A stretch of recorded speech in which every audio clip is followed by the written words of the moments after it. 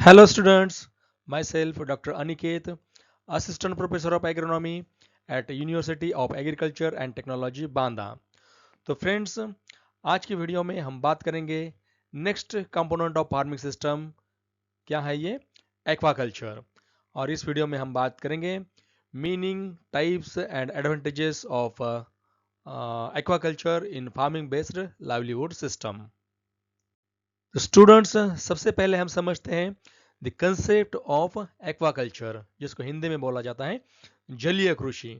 तो देखते हैं क्या होती है इसकी संज्ञा। जलीय कृषि जल में रहने वाले जीवों का वैज्ञानिक और नियंत्रण तरीके से पालन और उत्पादन करने की एक विधि है।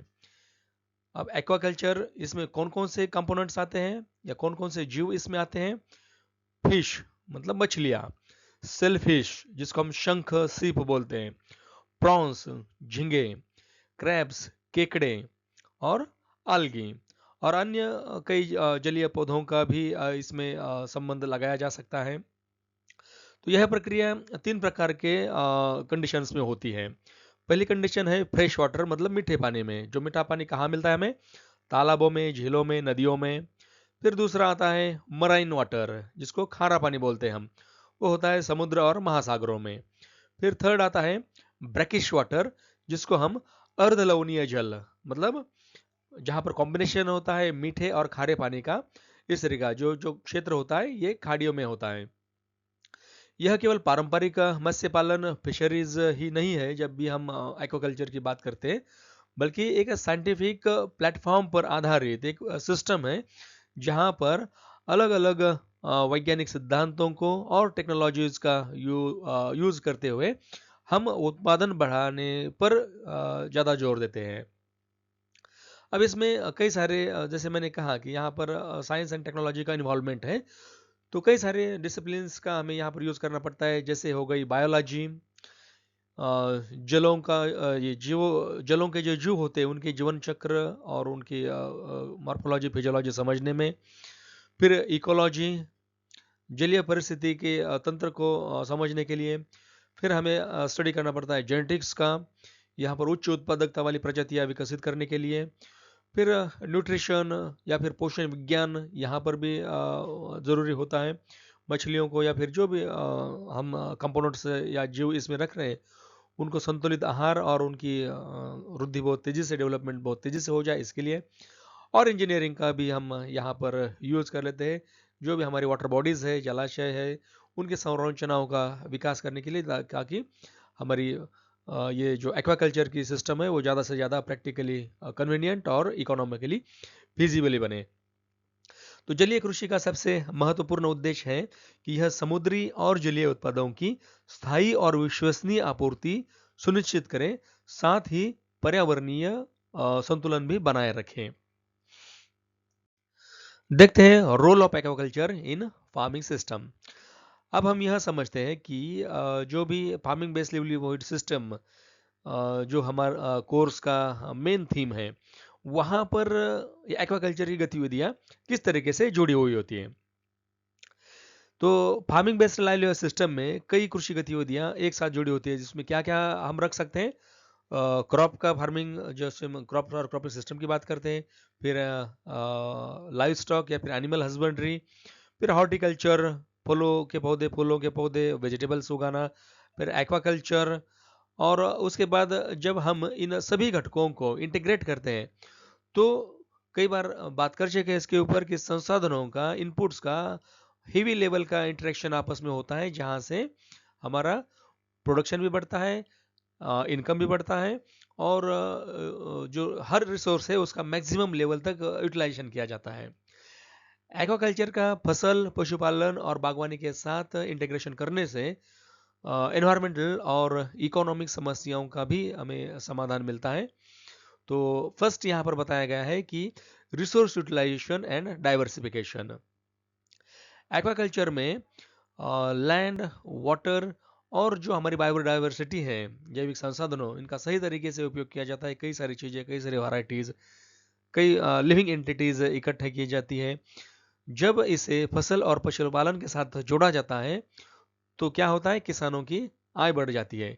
इस तरीके से डाइवर्सिफिकेशन आर्थिक जोखिमों से, बाजार की अस्थिरता, मार्केट फ्लक्चुएशंस, प्राइस फ्लक्चुएशंस और क्लाइमेट चेंज के कारण, या फिर जो चैलेंजेस क्रिएट होते हैं वेदर एब्रिवेशंस के कारण, उनसे निपटने में भी ये मदद करता है। दूसरा रोल आता है enhancing soil fertility and crop productivity. मछलियों से निकलने वाला जैविक कचरा जो उनका एक्सट्रा होता है, तो एक बेहतरीन उर्वरक का काम करता है।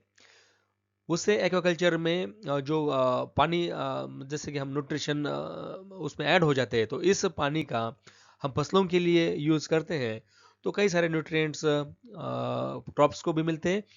दूसरी बात, वाटरशेड जो वाटर मैनेजमेंट के अलग अलग टेक्निक्स है, उनका यूज़ करके सॉइल की सैलिनिटी भी हम कम कर सकते हैं, जो जिसको हम बोलते हैं कि leaching of the salts from our soil.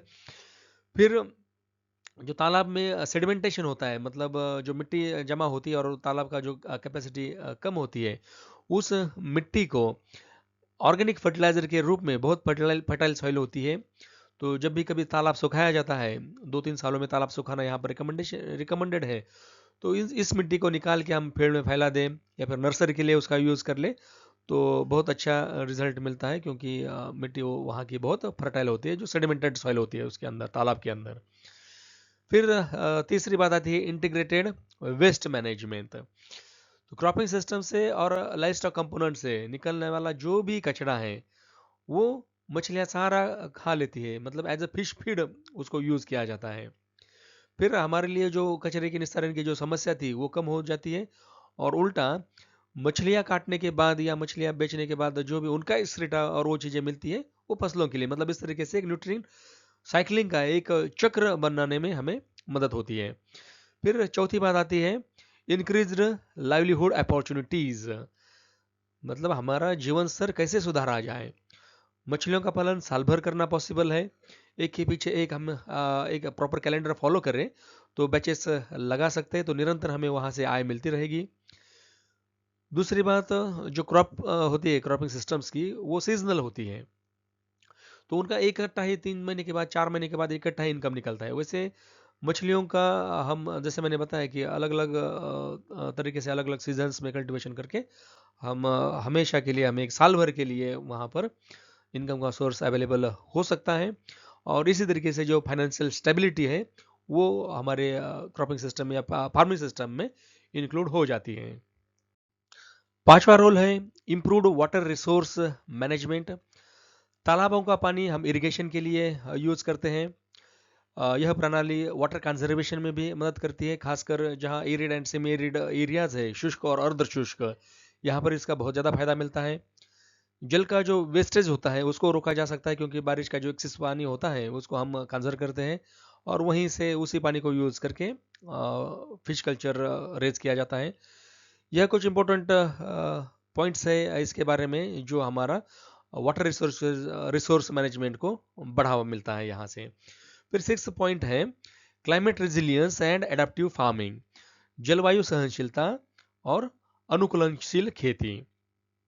तो स्टूडेंट्स, आज के समय में क्लाइमेट चेंज का बहुत बड़ा बोलबाला है, और एक बहुत बड़ा चैलेंज है एग्रीकल्चर के लिए, और ये क्लाइमेट चेंज के कारण कई चीज़ों को यहाँ पर बढ़ोतरी हो रही है, जिनमें है इरेगुलर रेनफॉल, फिर बार बार ड्राउट्स का आना, फिर कभी फ्लड आ जाना, और एक्सट्रीम टेम्परेचर के चेंजेस, कभी बहुत टेम्परेचर माइल्ड हो जाता है, कभी बहुत हाई टेम्परेचर हो जाता है, जो जैसे मैंने कहा कि गर्मी में बहुत मैक्सिमम टेम्परेचर मिलता है, उस तरीके से सर्दी के मौसम में, विंटर में बहुत कम टेम्परेचर होते हैं, तो वो सारी चीज़ें क्रॉप्स के लिए हार्मफुल होती है। ये सभी समस्याएं किसानों के लिए कठिनाई पैदा कर रही है, और ऐसे में एक्वाकल्चर इन सारी चीज़ों से निपटने में प्रमुख भूमिका निभा सकता है। तो यहाँ हम बात करेंगे कि कैसे ये फिशरी होता है, वो क्लाइमेट रिजिलियंस हमारे सिस्टम में लाने में मदद करता है। तो इसमें फर्स्ट पॉइंट आप लिख सकते हैं कि जो ड्राउट और फ्लड, ये कंडीशंस जो आती रहती है, उनको ये कम करता है, क्योंकि हम क्या करते हैं, रेनी वाटर का, रेनफॉल के वाटर का कंजर्वेशन करते हैं, और वहीं पर ये इंटीग्रेटेड एक्वाकल्चर का सिस्टम कराया जाता है। तो यह सूखा और बाढ़ जैसे आपदाओं में इनके प्रभाव को कम करने के में सहायक होता है।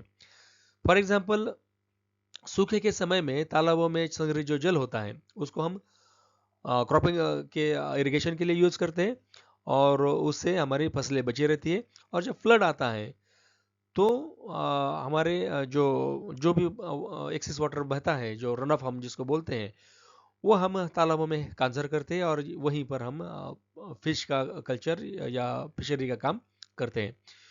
फिर सेकंड आप इसमें ऐसा लिख सकते हैं कि वाटर कंजर्वेशन और इरिगेशन का एक बेस्ट मैनेजमेंट हम कर सकते हैं। जो भी हमारी वाटर बॉडीज़ हैं उनको खेती प्रणाली में शामिल करने से, जैसे फार्म पॉन्ड्स हो गए पर्टिकुलरली, तो इनको सिंचाई के पानी में अस्थायी आपूर्ति मिलती है। और मैं अगर पर्टिकुलरली हमारे बांदा एग्रीकल्चर यूनिवर्सिटी के इंटीग्रेटेड फार्मिंग सिस्टम की बात करूं, तो यहाँ पर हमने इतना एक फुल इफिशिएंट सिस्टम को अचीव करने में सफल रहे हैं। रेनी सीजन में फार्म पॉन्ड में हम रेन वाटर हार्वेस्टिंग करते हैं, जहाँ पर पूरा 5-6 हेक्टर का पानी आके वहाँ पर रुकता है, जो इसका कैचमेंट एरिया है, और उसी के बगल में ट्यूबवेल है। तो रेनी सीजन में क्या होता है, तालाब में पानी पूरा भर जाता है और वहाँ से ग्राउंड वाटर का रिचार्ज होता है। फिर जब रेनी सीजन खत्म होने के बाद, मतलब जनरली पर्टिकुलरली विंटर भी खत्म होने के बाद, जनवरी फरवरी के बाद तालाब जब सूखने लगता है, तब वो ट्यूबवेल हमारे काम में आता है, जो तालाब के किनारे पर ही लगा है। अब वो ट्यूबवेल का पानी कभी नहीं सूखता है। इसका कारण ये है कि पूरे रेनी सीजन में हमने जो वाटर कंजर्वेशन किया है तालाब से, वहां पर ग्राउंड वाटर इतना रिचार्ज हो चुका है कि बाकी बचा हुआ जो सीजन है, जहां पर रेन नहीं होते, या विंटर हो चाहे समर हो, वहां पर वो जो ट्यूबवेल है वहां की मोटर हमेशा हमारी चलती रहती है और उसी से हम फिर तालाब बनने लगते हैं। मतलब ये जो इस तरीके का वाइस वर्सा एक दूसरे को सपोर्टिव जो सिस्टम हमने यूज़ किया है, वो बुंदेलखंड जैसे वाटर क्राइसिस वाले एरिया में भी बहुत सफल रहा है। इसलिए हम इसका ज़रूर रिकमेंडेशन करते हैं। तो तालाबों का पानी फसलों की सिंचाई के लिए उपयोग में लाया जा सकता है और उसमें फिशरीज भी किया जा सकता है। तो इस तरीके से ये क्लाइमेट रिजिलियंस सिस्टम को प्रोवाइड करता है। फिर सेवंथ पॉइंट आता है biodiversity and ecosystem services. Students, जब हम फिशरी की बात करते हैं, फिशरी को किसी भी कृषि प्रणाली में शामिल करना बहुत आसान होता है और फायदेमंद भी होता है। और इसी के द्वारा जो बायोडाइवर्सिटी को बढ़ावा देने का हमारा ऑब्जेक्टिव होता है, फार्मिंग सिस्टम या फिर लाइवलीहुड सिस्टम्स में, वो अपने आप ही अचीव हो जाता है। तो कैसे यहाँ पर हम पूछ सकते हैं कि कैसे फिशरी जैव विविधता को बढ़ावा देता है। तो इसमें हम फर्स्टली इस तरीके से कंसिडर कर सकते हैं कि फिशरी से विभिन्न जलीय जीवों के लिए प्राकृतिक आवास, जिसको हम हैबिटेट बोलते हैं, वो विकसित होता है। जब हमारा तालाब या अन्य जल स्रोत वाटर बॉडीज में मत्स्य पालन करते हैं, तो यह केवल मछलियों के लिए ही नहीं, बल्कि अन्य कई जीवों जैसे झींगे, क्रैब्स, स्नेल्स और अन्य छोटे जीव और कुछ वनस्पति जैसे अलगी, अजोला, इनको भी एक हैबिटेट बन जाता है। फिर सेकंड थिंग इसमें है कि पॉलिनेशन को यहाँ से और बढ़ावा मिलता है, और न्यूट्रिएंट साइक्लिंग में तालाबों के किनारे पौधों की वृद्धि होती है। जैसे हमारे तालाब के किनारे पर हमने मलबेरी के प्लांट्स लगा के रखे, सहजन के, मोरिंगा के प्लांट लगा के रखे, और फूलों की खेती भी सीजनल तरीके से वहाँ पर होती है। तो जिससे मधुमक्खियों को और तितलियों को, बटरफ्लाइज को पॉलिनेशन के लिए एक सुटेबल एनवायरनमेंट मिलता है, और वो अपना काम करके बाकी जो हमारी फसल लगी है सिस्टम में, उनका सीड सेटिंग में या फिर फर्टिलाइजेशन में मदद होती है। तो जो जलीय जैविक गतिविधियों के कारण पोषक तत्वों या प्राकृतिक चक्रण होता है, जैसे मैंने पहले भी बताया था कि जो सिल्टेशन पॉन्ड में होता है, 2-3 सालों के बाद हम ये सिल्ट, मतलब जो तालाब में जमी हुई मिट्टी है, उसको निकालेंगे तो एक अच्छा एक फर्टाइल सॉइल का वो सोर्स होती है। फिर थर्ड पॉइंट हमने इसमें लिख सकते हैं कि पेस्ट कंट्रोल में सहायता मिलती है। जो फिशरीज और अन्य हम एक्वाटिक ऑर्गेनिजम्स को इसमें शामिल करते हैं, तो आने वाले कीट, डिसीजेस, इंसेक्ट, इनको नियंत्रित करने में मदद होती है, क्योंकि वहाँ पर एक बायोडाइवर्सिटी या फिर बायोलॉजिकल कंट्रोल की सिस्टम डेवलप होती है। वहाँ से हमें जो एक्सटर्नल केमिकल यूज़ हम करते हैं इन चीज़ों को कंट्रोल के लिए, डिसीजेस, पेस्ट, वो कम हो जाता है। फिर जो बर्ड्स होते हैं, कुछ बेनिफिशियल किट होते हैं या कुछ बेनिफिशियल माइक्रो ऑर्गेनिजम्स होते हैं, उनको भी यहाँ पर हैबिटेट मिलता है, और हम अपना जो फूड साइकिल है उसको बनाए रखने के लिए उनको हैबिटेट वहाँ पर प्रोवाइड किया जाता है। तो तालाबों और जो जलों के निकायों के किनारे कई प्रकार के पक्षी आते हैं जो प्राकृतिक संतुलन बनाने रखने में मदद करते हैं, और इससे जैव विविधता समृद्ध होती है, और इकोलॉजिकल बैलेंस जिसको हम पारिस्थितिक संतुलन बोलते हैं वो बना रहता है। इसलिए फिशरी को जब भी हम खेती में शामिल करते हैं तो यह केवल इनकम का या प्रोडक्शन का जरिया नहीं रहता है, वो तो होती है, लेकिन ये एनवायरमेंटल को भी मदद करने में, मतलब उसको एक प्रमोट करने में, एनवायरमेंटल बेनिफिट्स या इकोलॉजी को बेनिफिट पहुंचाने में भी फायदेमंद होता है। फिर एक्वाकल्चर के 8th बेनिफिट की हम बात करेंगे कि health and disease management. Farming systems में एक बहुत बड़ी चुनौती होती है डिसीज ट्रांसमिशन, इसको रोकना। यदि एक ही सिस्टम में पशुपालन, फसल उत्पादन और फिशरी को अलग अलग रखा जाए तो यहाँ पर बीमारियों को फैलने की संभावना ज़्यादा रहती है। लेकिन जब हम फिशरी को अन्य कृषि प्रणालियों में इंटीग्रेट करते हैं तो यह प्राकृतिक रूप से कई रोगों को नियंत्रित करने में मदद करता है। तो देखते हैं किस तरीके से जो डिसीज एंड पेस्ट का कंट्रोल होता है वहाँ पर ये एक्वाकल्चर का सिस्टम काम में आता है। फिशरी और जो अन्य एक्वाटिक ऑर्गेनिजम्स हैं उनको हम यूज़ करते हैं तो वहाँ पर डिसीज का इन्फेस्टेशन रुकता है। जैसे कि एग्जांपल के लिए हम देखेंगे कि अगर केवल पशुपालन किया जाए तो गोबर, मूत्र और अन्य अपशिष्ट जहाँ पर रोगजनक बैक्टीरिया पनप सकते हैं, लेकिन यही चीज़ें जब तालाब में चली जाती है, जब भी हम धुलाई वगैरह करते हैं काऊ की, आट की, और ये मछलियों का बीट जब सीधा, सॉरी, मुर्गियों का बीट सीधा जब तालाब में जाता है तो यहाँ पर तालाब में जो मौजूद माइक्रो ऑर्गेनिजम्स होते हैं इनको डिग्रेडेशन का काम करते हैं। मछलियाँ इनको एज अ फीडिंग का सोर्स यूज़ करती है। फिर यही जो वेस्ट बाहर से तालाब में चला जाता है उसी के ऊपर जो प्लैंक्टन होता है तालाब में, अन्य जलीय वनस्पतियों का, अलगी, अजोला, इनका ग्रोथ होना उसको सपोर्ट करती है, और फिर वो पानी अपने आप ही साफ हो जाता है, जहाँ पर ये फर्दर जो इनका हार्मफुल मल्टीप्लिकेशन होना है डिसीजेस और पेस्ट का वो नहीं हो पाता है। फिर नेचुरल प्रेडेटर्स का अपने आप ही मौजूदगी हो जाती है जब हम तालाब को सिस्टम में लाते हैं। तो अब नेचुरल प्रेडेटर में मछलियाँ खुद ही एक नेचुरल प्रेडेटर है, फिर मेंढक है, फिर अन्य कुछ जीवे, केकड़े वगैरह जो फील्ड के हार्मफुल कीड़े होते हैं। जैसे आप चाइना में देख रहे होंगे कि पैडी कल्टीवेशन में क्रैप्स को छोड़ा जाता है, क्योंकि वो पैडी में लगने वाले जो पेस्ट होते हैं उनके लार्वाज को वगैरह खा लेते हैं। तो यहाँ से क्या होता है, कीटनाशकों की आवश्यकता कम होती है, नेचुरल तरीके से हम रोग और कीटों की रोकथाम कर सकते हैं।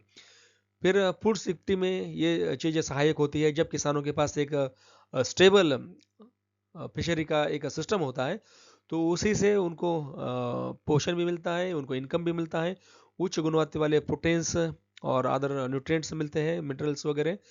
तो इससे ग्रामीण समुदायों में स्वास्थ्य की जो स्थिति है, हेल्थ, उसमें सुधार हो सकता है, और मेल न्यूट्रिशन की प्रॉब्लम जो विलेजेस में अक्सर देखी जाती है उसको भी कंट्रोल किया जा सकता है।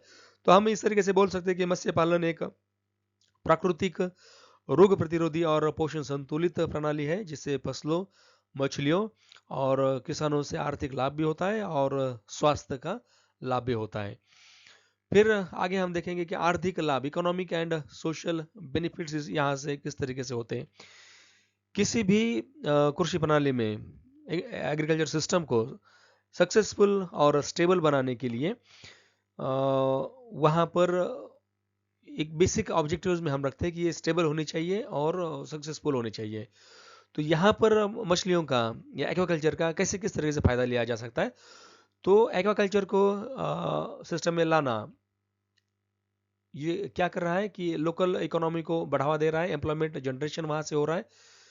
बस प्रोडक्शन की ही बात नहीं यहाँ पर, तो जहाँ पर भी हम मछलियों की फिशरी का कल्चर डेवलप करने जा रहे हैं वहाँ पर बाकी अन्य चीज़ें जो इस बिजनेस से डिपेंडेंट है उनको भी बढ़ावा मिलता है। जैसे कि जैसे एक प्रोडक्शन की बात तो हो ही गई, लेकिन उसके साथ मछलियों के लिए उसके बीज भी बेचे जाएंगे, उसके लिए जो अन्य इक्विपमेंट्स, टूल्स लगते हैं वो बेचे जाएंगे, फिर फिश का प्रोसेसिंग होगा, फिश का इंपोर्ट एक्सपोर्ट का बिजनेस भी होगा, और इस तरीके से जो लोकल लोग होते हैं उनको एम्प्लॉयमेंट जनरेट होने से उनका जीवन का स्तर सुधरता है।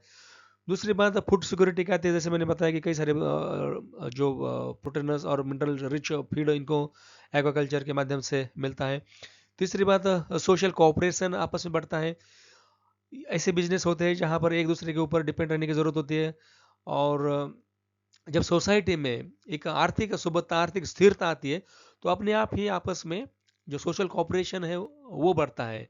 नहीं तो जब आर्थिक सुबत्ता नहीं होती है तो हर कोई एक दूसरे के उसमें जो रोटी है उसको छीनने की कोशिश करता है, और वहीं से कंपटीशन क्रिएट होता है, वहीं से जो क्रिमिनल माइंडसेट बढ़ना और इस तरीके से सोसाइटी का डिग्रेडेशन होने लगता है।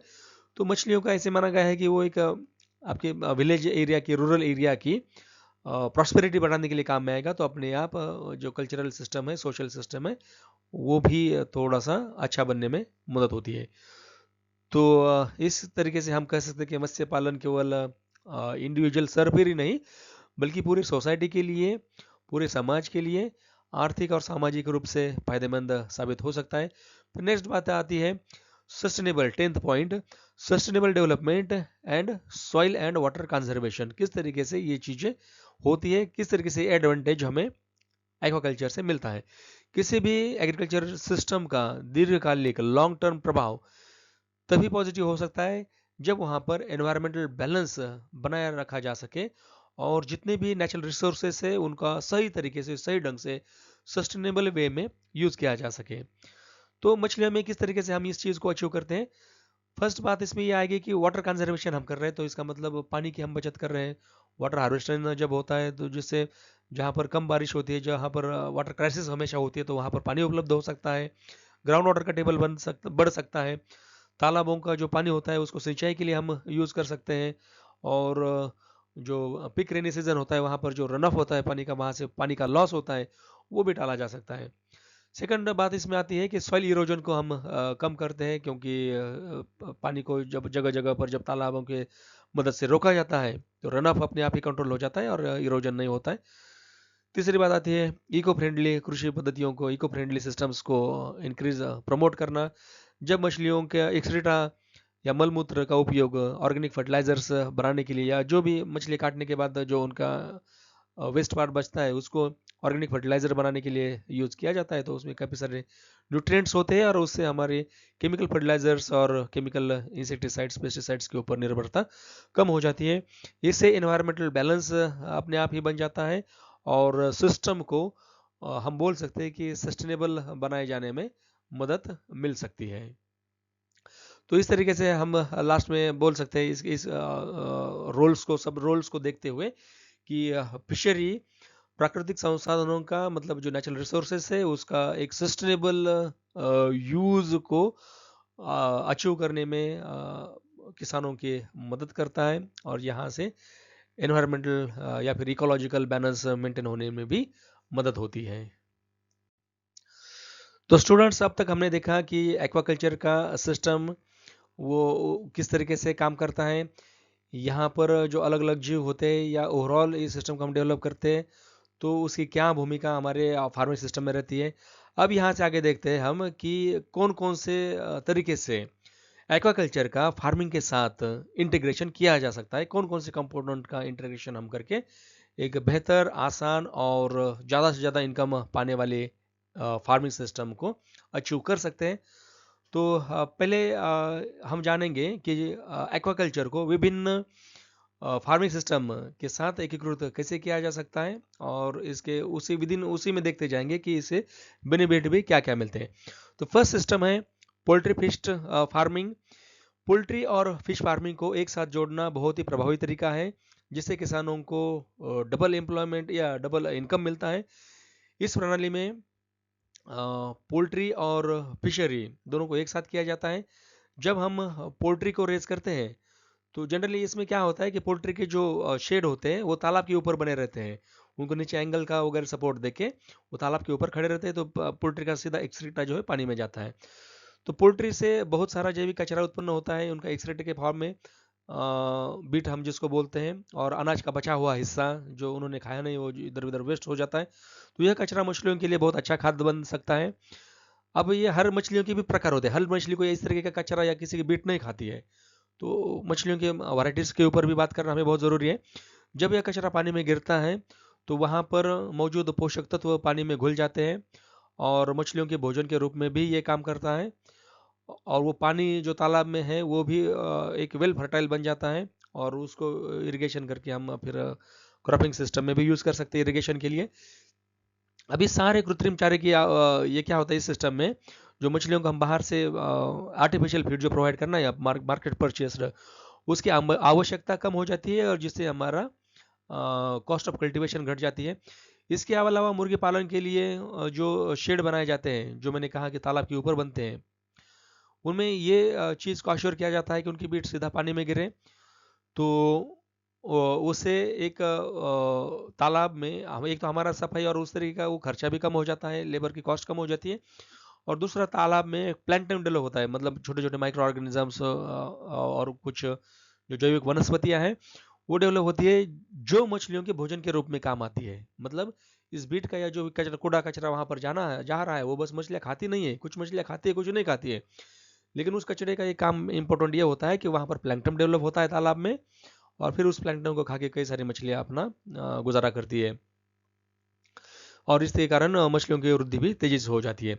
इस प्रणाली का एक और बड़ा फायदा है कि तालाब की पानी की गुणवत्ता अच्छी हो जाती है, क्योंकि जो पोल्ट्री का वेस्ट होता है वो नाइट्रोजन रिच होता है। मैंने अगर आपको याद है पिछले वीडियो में बताया था कि नाइट्रोजन रिच होता है पोल्ट्री का बीट, वो पानी में घुल के एक अच्छा फाइटोप्लैंक्टन तो या फिर जू प्लैंक्टन हम जिसको बोलते हैं उसको तो डेवलप करता ही करता है, लेकिन वो पानी को भी फर्टाइल बना देता है या फिर न्यूट्रिशियस बना देता है। तो इस तरीके से ये पोल्ट्री फिश फार्मिंग के बेनिफिट्स हैं।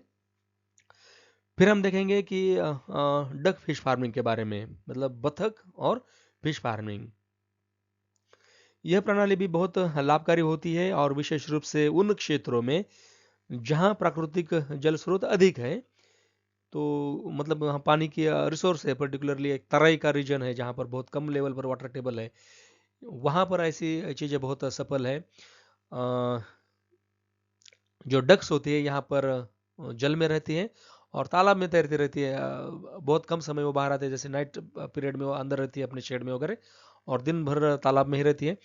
जब वो पानी में तैरती है तो पानी में वेव्स, लहरें क्रिएट हो जाती है, जिससे हवा का जो ऑक्सीजन है वो पानी में घुलता है और वहाँ से मछलियों की वृद्धि तेज हो जाती है और ऑक्सीजन की कभी मछलियों को कमी पड़ती नहीं है। तो नेचुरल ऑक्सीजनेशन का भी ये डक काम करती है। इसके अलावा डक पानी के अंदर मौजूद कीट, शैवाल, छोटे छोटे जलीय जीव और खरपतवार खाती है, जिससे तालाब स्वच्छ बना रहता है और मछलियों के लिए अनुकूल परिस्थितियाँ बनी रहती है। फिर जो डक का जो बीट होता है वो भी मछलियों के लिए प्राकृतिक खाद का काम करता है, वाटर की फर्टिलिटी को बढ़ाता है, फाइटोप्लैंक्टन और जूप्लैंक्टन डेवलप करने में मदद करता है। इस प्रणाली में हमें दोहरे लाभ होते हैं। एक तरफ बतख पालन से हमें अंडे और मांस भी मिलता है, जहाँ पर डक का मीट और डक के एग्स उनकी डिमांड है। यहाँ पर ये तरीका बहुत सक्सेसफुल होता है। बुंदेलखंड में ये मॉडल काम करना है, जैसे मैंने बताया कि डक के अंडे, ना तो डक के अंडों की डिमांड है यहाँ पर, ना तो डक के मीट की डिमांड है, लेकिन मेट्रोपॉलिटन सिटी के कोई बड़े बड़े शहरों जो है उनके अगल बगल में अगर कोई इस तरीके का कर रहा है तो उसको ज़रूर फायदा मिलेगा, क्योंकि मेट्रोपॉलिटन सिटीज़ में डक के एग्स और उनके मीट की भी अच्छी खासी डिमांड होती है। तो इससे क्या होता है, ओवरऑल किसानों की आय बढ़ती है। फिर थर्ड सिस्टम में हम बात करेंगे काऊ, पोल्ट्री और फिश फार्मिंग के बारे में। तो क्या होता है काऊ, पोल्ट्री, फिश फार्मिंग में, जिसमें डेयरी फार्मिंग मतलब लाइव स्टॉक को रियर करना, दूध देने वाले पर्टिकुलर कैटल को, उसके साथ पोल्ट्री को भी रखना और तालाब में मछली पालन करना, ये सिस्टम कहलाता है काऊ, पोल्ट्री, फिश फार्मिंग। इस प्रणाली में आप भैंस का भी पालन कर सकते हैं और उनके गोबर का उपयोग मछलियों के पोषण के लिए किया जाता है। फिर बात वही आती है, मछलियाँ गोबर को डायरेक्टली खाए ना खाए, लेकिन उस जो ऑर्गेनिक वेस्ट होता है लाइव स्टॉक यूनिट का, वो फाइटोप्लैंक्टन और जूप्लैंक्टन डेवलप करने में मदद करता है और वहाँ पर मछलियों की ग्रोथ अच्छी होती है। देखिए, जब गाय या भैंस से गोबर प्राप्त होता है तो इसे तालाब के पानी में मिलाकर जैविक खाद की तरह इस्तेमाल किया जा सकता है। इससे जल में आवश्यक पोषण तत्व भी बढ़ते हैं और जैसे मैंने बताया फाइटोप्लैंक्टन और जूप्लैंक्टन का उत्पादन बढ़ता है। यह मछलियों के लिए बहुत अच्छा प्राकृतिक भोजन बन जाता है और मछलियों की वृद्धि में भी मदद करता है। इसके अलावा पोल्ट्री से उत्पन्न जैविक अपशिष्ट भी मछलियों के लिए काम में आता है, जो हम पिछले स्लाइड में या उसमें देखे थे पोल्ट्री फिश फार्मिंग में। तो ये सारे बेनिफिट तो अपने आप मिलते ही है। इस प्रणाली से ये इंश्योर किया जाता है कि जो भी रेजिडुअल हमारा निकलता है उसमें से कुछ भी ना बेकार जाए और सारा साइक्लिक तरीके से ऑर्गेनिक रिसाइकलिंग को जिसको हम बोलते हैं वो यूज़ हो जाए, हर चीज़ वहाँ की यूज़ हो जाए और इकोलॉजिकल बैलेंस बना रहे और कॉस्ट भी कम आ जाए और आपको अलग अलग मतलब डेयरी के यूनिट से पैसे मिलेंगे, इनकम मिलेगी, फिश के यूनिट से मिलेगी और पोल्ट्री के यूनिट से भी मिलेंगी। सो स्टूडेंट्स, अभी फोर्थ सिस्टम है हमारा वेजिटेबल फिश फार्मिंग, सब्जी और मछलियों की खेती। हम समझते हैं कि मछली पालन को सब्जी उत्पादन के साथ कैसे जोड़ा जा सकता है। इस प्रणाली में मछली पालन के तालाबों से निकले हुए पोषण तत्वों से भरपूर जल का उपयोग सब्जियों की सिंचाई के लिए किया जाता है। कई बार मैं रिपीट कर चुका हूँ पिछले स्लाइड्स में कि जो भी फिश होते हैं अंदर, जो भी हम उनको खाना पीना देते हैं या इसके साथ कोई और सिस्टम भी इंटीग्रेट करते हैं तो वहाँ पर पानी की क्वालिटी बढ़ जाती है, कई सारे न्यूट्रिएंट्स उसमें घुल जाते हैं। अब इन घुले हुए न्यूट्रिएंट्स का या फिर जो हम बोलेंगे न्यूट्रिशियस वाटर होता है वो सब्जियों के ग्रोथ और प्रोडक्शन के लिए बहुत अच्छा होता है। जब तालाब में मछलियों का पालन किया जाता है तो पानी में जैविक अपशिष्ट जैसे मछलियों के बीट वगैरह वो तो आते ही है और बहुत सारे पोषक तत्व भी इसमें फायदेमंद होते हैं सब्जियों की खेती के लिए। तो इस तरीके से मुझे लगता है कि सिस्टम आप समझ गए कि वेजिटेबल फिश फार्मिंग में क्या इंपॉर्टेंस है। जब हमारे पास बहुत ज़्यादा ज़मीन नहीं है, वेजिटेबल्स अगर आप छोटे ब्लॉक पर भी करेंगे तो भी वो फायदेमंद हो सकती है। तो जहाँ पर एरिया बहुत कम है, होल्डिंग बहुत कम है, वहाँ पर ये मॉडल रिकमेंड किए जाते हैं ज़्यादा से ज़्यादा आय पाने के लिए। अब नेक्स्ट सिस्टम है सेरिकल्चर फिश फार्मिंग, मतलब सिल्क वार्म जो रेशम कीट होते हैं उनको भी फिश फार्मिंग में रेयर करना। तो इसमें क्या करते हैं कि दो अलग अलग जैसे यूनिट हम मान के चले इनको जिनका इंटीग्रेशन हमें करना है। तो एक होता है सिल्क वार्म रेयरिंग और एक होता है फिश रेयरिंग। कैसे काम करता है ये? जनरली मलबेरी को ग्रो करने के ये सॉरी सिल्क वर्म को रेज करने के लिए हमें मलबेरी के पौधे लगाने पड़ते हैं। तो पूरे तालाब के बंडों पर जैसे आप बांदा के इंटीग्रेटेड फार्मिंग सिस्टम के मॉडल में इस चीज़ को देख पाओगे। सेरिकल्चर भले हमने डेवलप ना किया हो लेकिन मलबेरी हमारी पूरे तालाब के चारों ओर लगी है और इसका यूज़ हम पोल्ट्री को वो पत्ते इसको बहुत पसंद आते हैं पोल्ट्री को और बकरियों को, जानवरों को, तो वहाँ पर खिलाने के लिए काम में आते हैं। सेरिकल्चर की यूज़ हम हाई टेम्परेचर के कारण यहाँ पर नहीं इंस्टॉल कर पाए सेरिकल्चर की यूनिट। तो यहाँ पर पहली तो चीज़ आती है कि तालाब के किनारे मलबेरी के पौधे उगाना है, शहतूत जिसको हम बोलते हैं, और इसके ऊपर फिर हम रेयरिंग करते हैं सिल्क वार्म के कीटों की।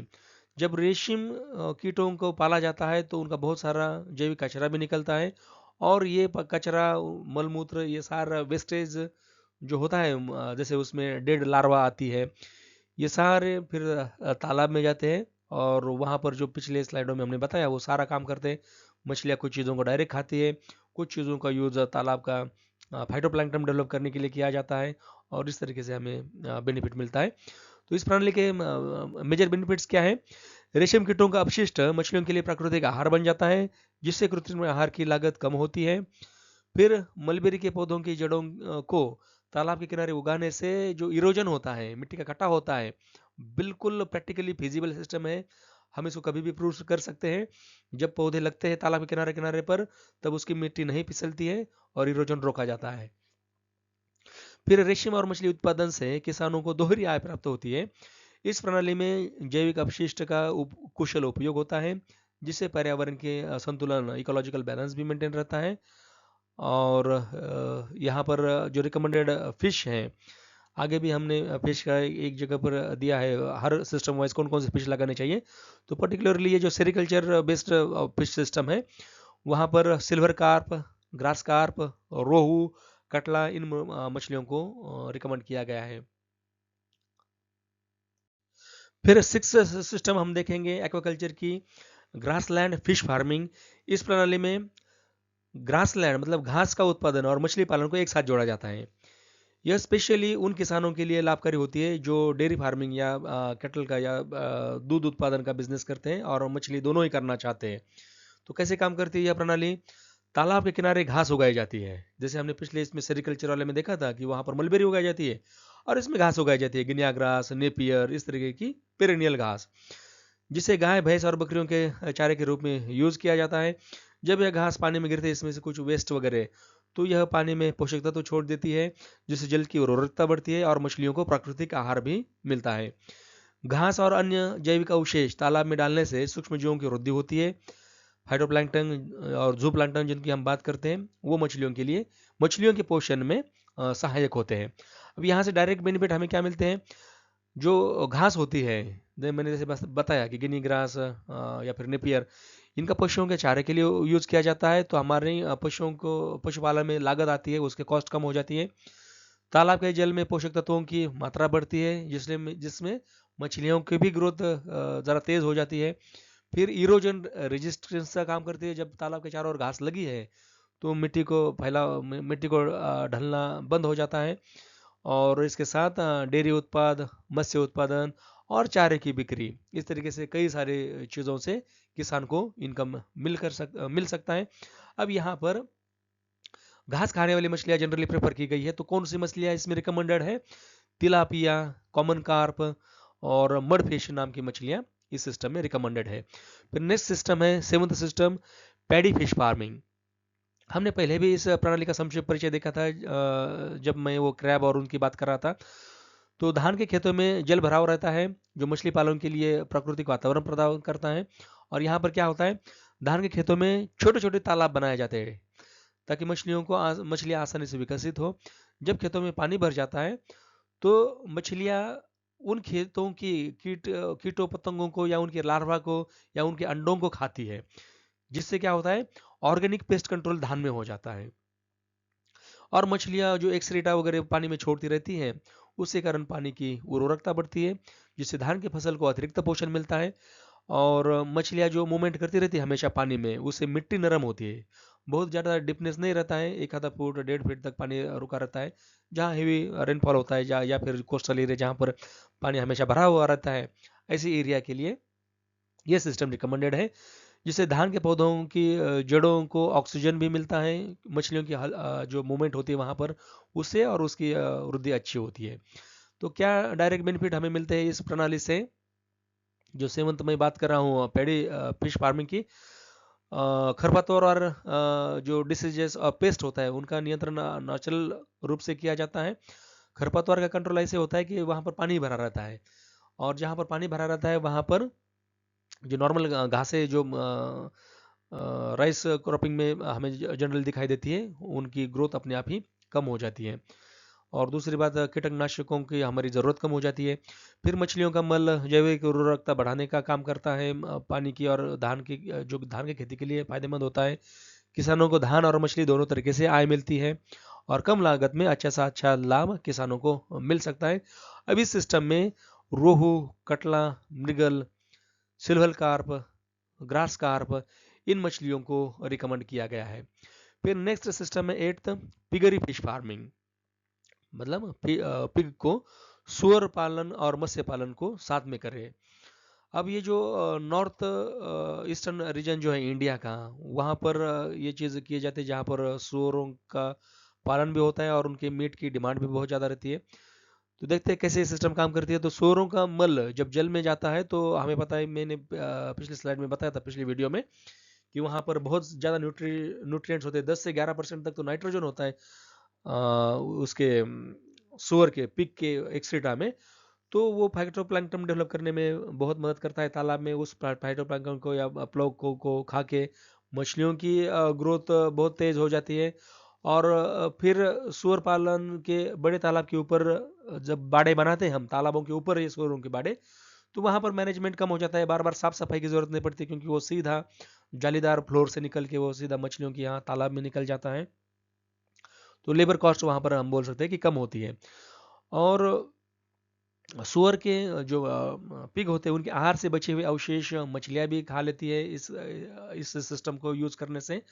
तो यहाँ पर हम बोल सकते हैं कि मछली पालन की लागत बहुत कम हो जाती है और तालाब पानी की उर्वरकता बढ़ती है। जहाँ पर मछलियों का भी विकास अच्छा होता है, उसी पानी को यूज़ हम क्रॉपिंग के लिए कर सकते हैं और सुअर से हमें मीट भी मिलता है और न्यूट्रिशन की सिक्योरिटी की जो हम बात करते हैं वो भी अच्छी हो जाती है। इस तरीके से मल्टीपर्पज़ तरीके से ये सिस्टम हमें काम में आता है। तो स्टूडेंट्स यहाँ पर जो भी हमने 7-8 एक्वाकल्चर की सिस्टम्स देखी है, डिफरेंट इंटीग्रेशन फार्मिंग कंपोनेंट के इंटीग्रेशन का सिस्टम एक्वाकल्चर के साथ, तो वहाँ पर कौन सी एक्वाकल्चर इंटीग्रेटेड सिस्टम के लिए फिश की कौन कौन सी प्रजातियाँ बेनिफिशियल है उनका लिस्टिंग यहाँ पर दिया गया है। आप यहाँ पर पढ़ सकते हो। पोल्ट्री फिश फार्मिंग में कटला, रोहू, सिल्वर कार्प। फिर डक फिश फार्मिंग में common carp, grass carp. Cow poultry fish farming में tilapia, common carp, grass carp. फिर वेजिटेबल और फिश फार्मिंग इंटीग्रेशन में catla, rohu, common carp, grass carp. Sericulture और फिश फार्मिंग में silver carp, grass carp, rohu, catla. और grassland fish farming में tilapia, common carp, mud fish. फिर paddy fish farming में rohu, catla, mrigal, silver carp, grass carp. और जो लास्ट वाला फिगरी फिश फार्मिंग सिस्टम है वहाँ पर कार्प की ग्रुप फिश जैसे common carp, grass carp, silver carp और या फिर तिलापिया, कटला, इन मछलियों को हम वहाँ पर रेज कर सकते हैं। तो कंक्लूजन में हम क्या बोल सकते हैं स्टूडेंट्स की मत्स्य पालन को अन्य या फिर एक्वाकल्चर में मुझे इसको बोलना चाहिए कि मछलियों के अलावा भी दूसरी चीज़ें कर सकते हैं, लेकिन हमारे सिलेबस में इन्हीं चीज़ों मछलियों के ऊपर ही फोकस दिया है हमारे क्या, इसलिए हम हमारे एक्वाकल्चर सिस्टम को फिश बेस मानेंगे। तो कंक्लूजन में ये बता सकते हैं कि फिशरी को अन्य क्रॉपिंग सिस्टम या फार्मिंग सिस्टम के साथ जोड़कर किसानों की आय बढ़ सकती है। फिर मैनेजमेंट में आसानी हो जाती है जहाँ से इकोलॉजिकल बैलेंस भी बना रहता है और रिसोर्स यूज़ का जो वाटर है, लैंड है, उनका सबसे ज़्यादा यूज़ वहाँ पर होता है।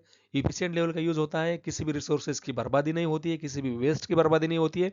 हायर लेवल का ऑर्गेनिक रिसाइकलिंग हम अचीव कर पाते हैं और यह प्रणाली किसानों को आत्मनिर्भर बनाती है और सस्टेनेबल एग्रीकल्चर डेवलपमेंट में, सतत कृषि विकास में सहायक होती है। तो आज के लिए मुझे लगता है इतना सफिशिएंट है, आप इसको ध्यान में रखिएगा। ये सारे जो एक्वाकल्चर की सिस्टम्स है वो हमारे सिलेबस में है, बिल्कुल पॉइंट टू पॉइंट इनका एक्सप्लेनेशन यहाँ पर किया गया है। आप इसको ज़रूर देखिएगा। जो भी डिस्प्ले यहाँ पर चलता रहता है, स्लाइड्स चलती रहती है, उनको भी पढ़िएगा, उनसे आप अपनी नोट्स बनाइएगा। कुछ रेफरेंस बुक्स सिलेबस के साथ मैंने डाले थे, जो लेसन प्लान शेयर किया था, तो वहाँ के लिटरेचर को थोड़ा सा क्रॉस चेक कीजिएगा और वो लिटरेचर पढ़ के और इन स्लाइड्स को देखते हुए और वीडियो को देखते हुए आप अपनी खुद की नोट्स बनाइएगा, जो आपको हमेशा के लिए एक पर्टिकुलर इस कोर्स के लिए भी और आगे के अन्य कोर्सेज के लिए भी फायदेमंद साबित होगी।